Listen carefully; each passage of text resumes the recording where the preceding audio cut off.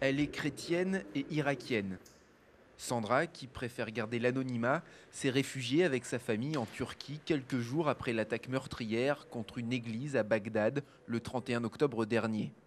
Une hostilité grandissante à l'encontre des chrétiens d'Irak qui sont de plus en plus nombreux à fuir leur pays. Des gens sont venus dans notre maison. Ils nous ont menacés de nous tuer si on ne quittait pas le pays. Mais j'ai eu très peur, c'était impossible de rester.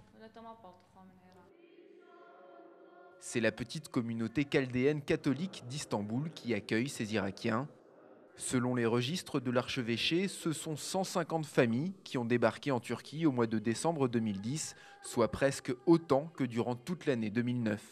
Pour l'évêque chaldéen d'Istanbul, la situation est critique. Comment on peut fermer les yeux sur ce qui se passe pour les minorités en Irak depuis? Il y a une civilisation de 5000 ans, 6000 ans, des cultures, des civilisations, des langues qui disparaissent en Irak.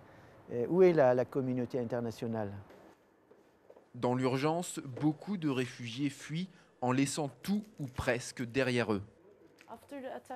Après l'attaque, nous avons commencé à voir beaucoup de nouveaux venus. Nous avons pu voir qu'ils venaient sans avoir fait de préparatifs, sans économie. Ils avaient peur et ils sont partis. La peur, c'était devenu le quotidien de la famille Hana lorsqu'elle était encore en Irak. C'est une des raisons qui font que père et fils préfèrent garder l'anonymat pour témoigner.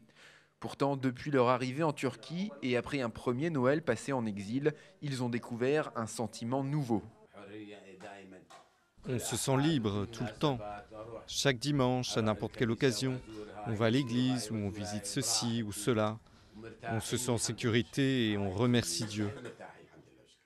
Le Haut Commissariat aux réfugiés des Nations Unies accorde sans difficulté le statut de réfugié aux chrétiens d'Irak. La Turquie ne sera donc pour eux qu'une étape. Ils attendent désormais leur réinstallation dans un pays tiers.